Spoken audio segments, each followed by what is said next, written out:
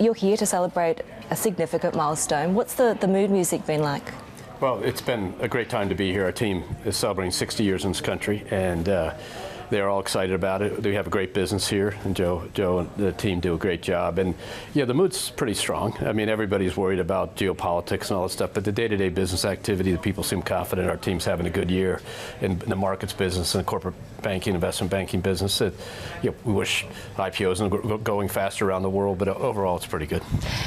In terms of how you characterize the Australian market, how do you see it? Is it a growth market for the business? It is. It is. We basically, if you think about the last decade or so, we tripled the size of our exposures here, following our clients. We do corporate investment banking for large companies, treasury services to move money around the world for those companies, and then we do markets for equity investors and fixed income investors from around the world, and Australian investors investing around the world. And so those businesses are strong, growth businesses in our company and growing here.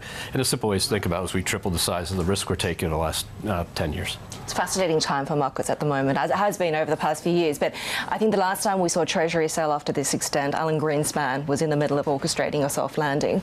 You guys are in the no landing camp. Do you think what's going on with bond markets, a recent, relentlessly resilient string of data, does that just bolster that view for you? Yeah, and I think we not only have all the general economic work, we have the top research team in the business. They do a great job, Candace Browning-Platt leading them and all the colleagues around the world.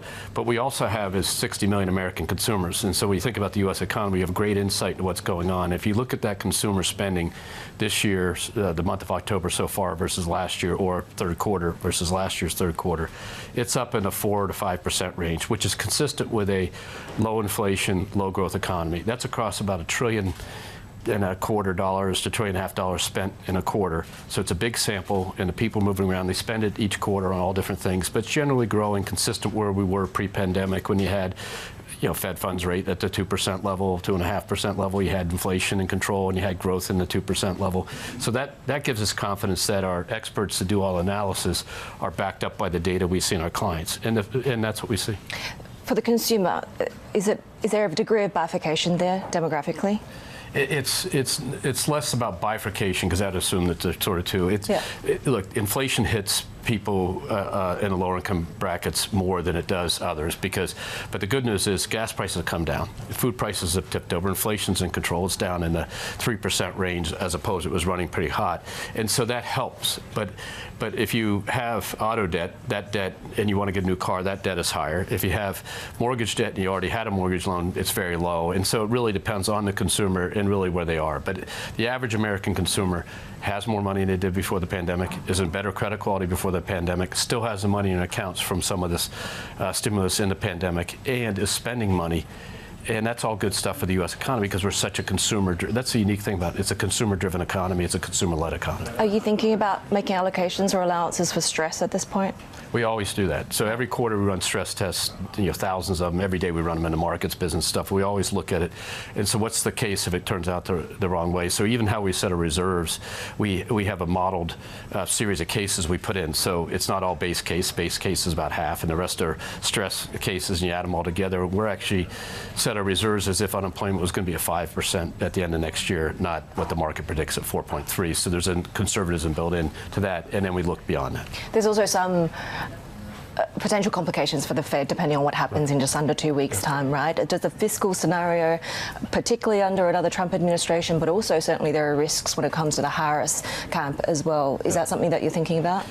So I would separate a very near-term question of the Fed getting the trajectory. Our experts have them cutting again a couple more times this year, so 100 basis points this year and another 100 basis points more evenly spread each quarter next year, and gets to 3 to 3.25 as a terminal rate. And then inflation comes down to the 2.3% as we move into 25 and 26. And so that is a well-engineered Fed change. And so the danger is that data, or they go too fast or too slow, and that risk is higher now than it was 6 months ago. And so as they move, everybody's going to watch them, and you see the sell-off in treasuries one day and you see the rally the other day. Everybody's going to watch all that. That is completely different from, and I don't think that'll be impacted by the elections at all. The fiscal problem in the United States, and to give you the soundbite, the U.S. just finished a fiscal year. The budget deficit for that year was equal to the entire economy of the country of Australia, $1.8 trillion. So think about the size of that, and we've got to get it back in line. These are good times, and we should be managing it more carefully. And frankly, we need to have the politicians who set those budgets, fund those budgets, and run tax policy against those budgets to figure out how to make this work. It's probably going to be raising revenue and cutting expense or some combination. It's not a new problem, but it's one we got to start to wrestle with. Not that it's critical tomorrow morning, but it'll be critical over the next few years. But given that risk, do you think the Fed went too big too soon? No, they were late to the game, and they admit that, so it's nothing that we're saying. It's they were late, and they had to move fast because inflation got ahead of them, and they've done a good job of bringing it back down from probably a double-digit rate down to about 3% last quarter, 3.25%. So they're getting close to it, and it's never. The inflation average from one of my teammates told me from 1990 to 2024 was 2.5%. The inflation average from 2000 to 2020 was 2.5%. It's 4.5% just in the last 2020 to 24, and so we've got to get back in line. And so they're on that path. They were late to the game. They got to make sure they don't go too hard now, and that's what they are all trying to figure out watching the data. But whether it's a terminal rate that's the key, and that we think is around 3%. That's a whole different interest rate environment in the U.S. and other markets than it's been in the last 15 years or so. We haven't come close to that level of front-end rate in a long time, and if that's what is done, that's a better place for the U.S. to be, frankly. During the most recent earnings, you said you'd provide guidance when it comes to net interest income for 2025 next quarter. Yeah. What data points are you waiting on at this point? The difference of a Fed cut or not can mean $300 or $400 million a quarter for us and stuff. So when they come, how fast they come, and all that stuff, and then also just getting closer to the near term. We try to, we try to stay with what's really relevant to investors, which is the near term path. The long term path, we have about a 2.00%, 1.93% net interest margin. That's a percentage spread. That should move back to 2.2, 2.3. That'll happen over time. The path of that will be determined by all the different things going on in the environment around us. But we are growing our NI. Not very many people are. So we grew from the second quarter to the third quarter, and told people to grow from the third quarter to the fourth quarter. That's unusual. Most people are flat to down, and we're starting to grow. We saw some really strong numbers, both on income and on margin. Is that sustainable? Yes, and we're actually running at margins that are actually underneath our typical margins, largely because the net interest income has to spread back out. And so as that moves up, we can get back to operating leverage. For 5 years in a row, we had operating leverage before the pandemic, and then a couple years in the pandemic, then we picked it up for about 6 or 7 quarters. We got to get back in operating leverage, i.e. growing your revenue a little bit faster than your expenses. Not a lot faster, just a little bit faster. And as NII kicks in, and the loan deposits kick in, and the $3.3 trillion balance sheet, that's what drives it. So we earned about $6.9 billion after tax. We're one of the few companies that's earned that much money many years in a row. This is our 10th year of earning more than $15 billion after tax. All good stuff, but the reality is we still have a lot more earnings growth ahead of us. What are you seeing when it comes to deals, confidence, broader capital market activity at the moment? Do you feel like it's going to be an acceleration into the end of the year, or maybe a slowdown? The debt capital markets are aggressive, strong, and there's a lot of issuance going on. We just issued today, and that's going on. The equity capital markets, some good views of what some IPOs are getting done. You're starting to see that set up. It appears the IPO calendar will be strong for profit-making companies going public because the investors are sitting on a lot of cash, and the IPOs over the last 6-12 months have worked. In other words, they've come out to the market and gone in the right direction. Therefore, investors are gaining confidence at the quality of the companies and what they see. We think there's a pretty good prospect for that on a go-forward basis. On M&A, it's solid, but with the uncertainty around the world on regulatory policy, getting deals done, the pace at which you can get deals done, and whether it's in Europe or the U.S. or other places, all this has slowed the activity down. But our clients are sort of chomping at the bit. They see opportunity. They see opportunity to buy companies and increase the quality of their platform, and so there's a good pipeline. It's just that we got to make sure that it gets done. And the central bank cycle certainly helps in restoring some of that confidence, right? What about politics, though? Do you get a sense that maybe people are staying by the sidelines now until the outcome post-November is better known? I think if you think about what's really affecting the small, medium-sized business in the United States and other countries, as you had this rapid increase in rates, because the U.S. has a fixed mortgage market, it doesn't affect landowners that quickly. It takes time to get through that. Auto loans go up, credit cards go up, but they're already pretty healthy rates. So it does affect consumers on the rate structure when it goes up. Confidence-wise, opportunity-wise, it really affects small, medium-sized businesses. If your base rate, with SOFR was 50 basis points and now it's 5.5, that difference is all cost of funds for them to borrow. So that's had more of a damper on their activity than anything else. Are they waiting for the election to get done so they can figure out what the policies are going to be under whatever it's going to be a new administration, frankly, on both sides, right? Because even though Vice President Harris was vice president, now she'll be president, or Donald Trump has been out of office for 4 years, he'll be back being president. So both those policy platforms are not well understood by businesses. But the big driver of their reluctance has been waiting to make sure final demand stayed in, waiting to make sure the rate structure came down for their activity. So they're not using their lines as aggressively as they were in normal times, and that's part because the cost of them is higher, so you're going to be more assured of the outcome. Are they investing capital? Yes, but not as strong as they will as the rate structure comes down. Does recession risk still sort of play, or is that in the background now? Do you think if the labour market holds up, it's going to be okay? Yeah, with an unemployment rate of 4% plus, 4.1, with a wage growth rate of 3%, and with inflation down around 3%, it is really hard to have an economist convince the world that there's going to be a recession. Now, none of that takes into account all the parade of horribles that could go on a given day. The escalation of physical wars, trade wars, bad policy, the fiscal situation in countries percolating more. Those are all things that could happen. But if you look at it from the standpoint of the United States, people are working, they're getting paid, and they're spending money, and that's a virtuous circle, because when they spend money, that means people are working. And so that's pretty good. And we've absorbed a lot of workers over the last few years and put them to work. So it is hard to predict a recession with this low unemployment and this much wage growth. That doesn't mean it can't happen fast if people lose confidence, business lose confidence. So what you should be watching is consumer confidence, small business confidence, and they're solid, although they came down a little bit. And then when they cut rates, the consumer went up a little bit. The small business is still hanging in there. So let's watch that play out over the next few months. If they get confidence that the cost of capital for them from a debt side is coming down, they'll move faster. We talked a little bit around politics and the election. Have you spoken at length with either candidate? We give our advice to everybody. So, I think people always ask me, what about this? Or you have a desk drawer for candidate A or a desk drawer for candidate A. We can't do that. Our company's been around since the 1780s. So, as I say, there's been a lot of tough elections in the United States since then, including that one in 1800, which they made a great play about called Hamilton. I mean, this is the United States goes through this every 4 years, as your country goes through every 3 years. It's just part of what we do.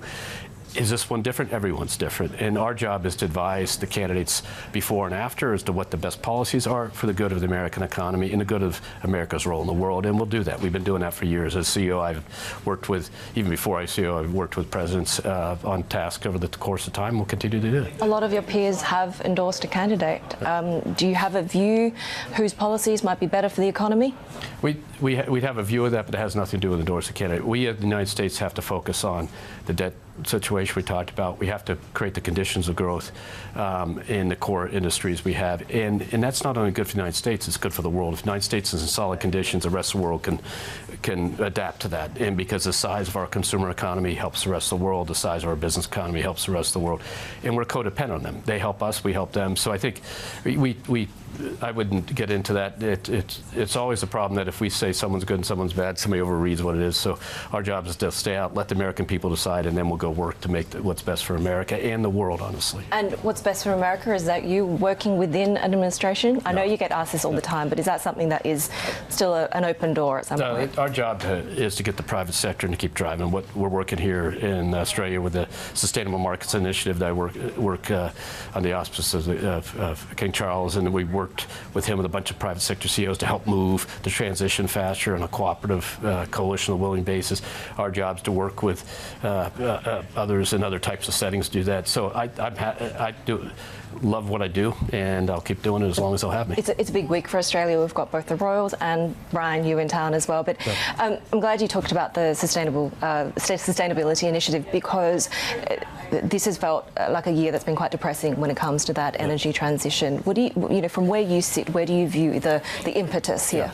I would not argue with you that, because that's what you read and feel. But the reality is the work that's going on because of the commitments companies have made and them living up and driving those commitments. So people sort of divorce what you're seeing as the AI revolution hits, all these initiatives to use clean energy or even clean nuclear energy and restarting nuclear plants or small modular nuclear or solar or wind. All these activities are going on strong. And so while people are debating about this in more the public domain, meanwhile, you've gone from literally 3 or 4 offshore windmills operating in the United States to about 15 or 20 now, and a bunch of them approved, and they're going in the ground. We do several $1 billion of tax credit deals in the United States. So the investment rate today, the financing rate, we committed to $1.5 trillion to fund around $1 trillion to fund around the environmental change, or about $400 billion. Our clients are demanding it. That activity is going on, and they're all working 1,000 different ways on driving it. And so I think, despite the debate about the public setting and stuff, we believe that oil and gas and things like that are critical, and we believe that green energy is critical, and we've got to make it all work together. And a country like Australia has that. You're seeing it play out in front of the page of the papers with the energy summit going on. It's that classic dog. We got to keep good energy. We got to keep good power. We got to keep the economies going. At the same time, we got to make a transition, and the private sector is driving that. So I don't get depressed at all. The amount of activity I see is unbelievable. I want to know how much you can sustain that energy for, in terms of being, of course, already one of the longest held roles on Wall Street, and you've been around for a long time. And also, happy birthday. I know that you turned 65 this month. How long do you plan on sticking around for CEO? Well, I said, until the board. I serve at on a day-to-day basis for the board, and my plan is to continue working for a substantial period of time here to help the team along. But the real job I have is to continue to build a team that will succeed me, because this company is Talk to me about succession. Can you give us any names? No, we wouldn't do that. That's not for public consumption. But we have a plan, and we work on it all the time, and it ebbs and flows, and people come in and out. But the idea is, it's not just the CEO; it's the whole management team, and who will be there for that CEO to rely on to and drive the company forward. And so we're here for a moment in time. Our company's been here for 240 years almost, and so it'll go on for another several hundreds and hundreds of years. And so the idea is, we move the wood pile, and hopefully left a little bigger, and we got to leave one of the pieces that's got to be bigger is another management capability across not only the CEO but the rest of the team. One last question. Speaking of Stroud-Watts, Warren Buffett continues to reduce his stake in Bank of America. Have you spoken to him? No, because it wouldn't be right to speak to him about his share ownership when he owns that much of the company. But he's been a great investor. He invested $700 million, or 700 million shares in 2011, and bought another 300 million. And I think he isn't talking about it. We wouldn't talk about it. But he's been a great supporter of our company, and we benefit by that support.